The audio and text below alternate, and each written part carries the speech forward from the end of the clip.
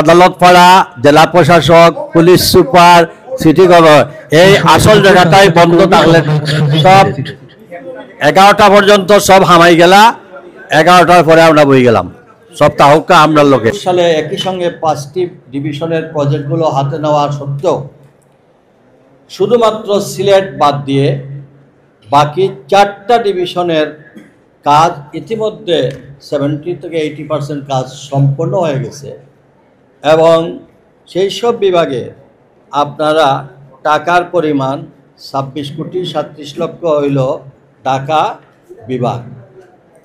বরিশাল বিভাগ, এটা এলজিডির, বরিশাল বিভাগ 26 কোটি 93 লক্ষ 43 হাজার। চট্টগ্রাম বিভাগ 31 লক্ষ 10 হাজার।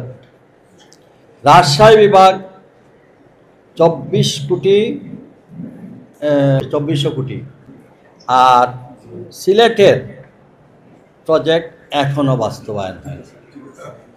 সেই এটা আমরা মানে কি পর্যন্ত আমাদেরকে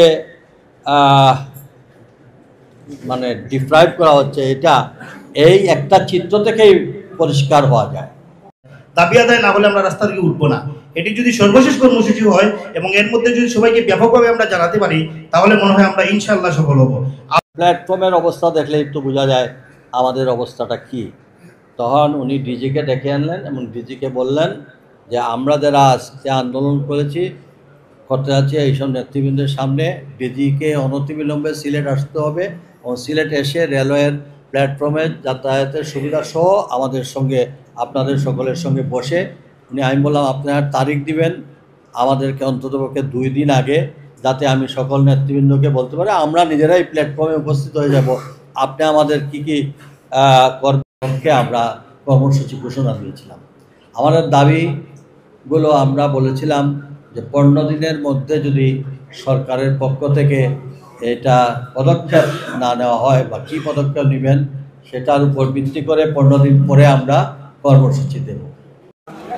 আপনার প্রতিবাদে আমরা প্রতিবাদ করি আইয়া সিলেট জেলার যে আমরা যে আপনি যে শুরু করছো নিকো এর লগে আমরা বাস ট্রাক সিএনজি সব পক্ষ থেকে আপনারা ধন্যবাদ।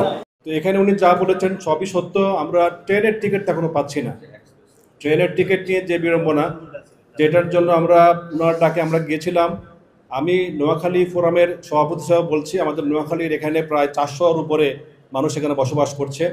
আমরা কখনোই মনে করিনি নোয়াখালীর আমরা যেহেতু রিজিকটা এখান থেকে আসছে আমরা মনে করি যে বৃহত্তর নোয়াখালী প্লাস অন্যান্য যে ডিস্ট্রিক্টে যারা এখানে আছেন সবাই কিন্তু এখানে আমরা অবস্থান করছি। সিলেট একটা পবিত্র নগরী, এই নগরীকে আমরা ভালোবাসি, ধারণ করি আমরা হৃদয়ে।